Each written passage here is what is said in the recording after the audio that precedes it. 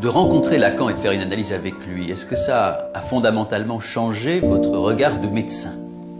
Oui, parce que je suis devenu incapable de pratiquer la médecine.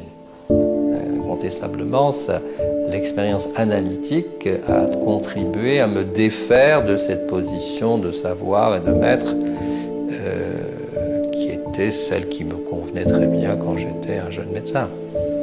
Je me souviens très bien d'ailleurs comment on m'a enseigné la médecine. On me l'a enseigné très bien.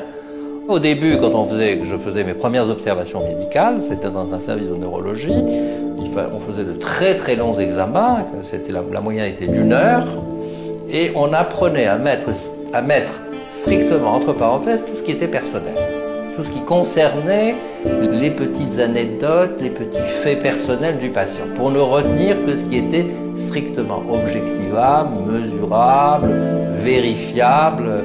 Et ça a été un apprentissage qui s'est fait au fur et à mesure.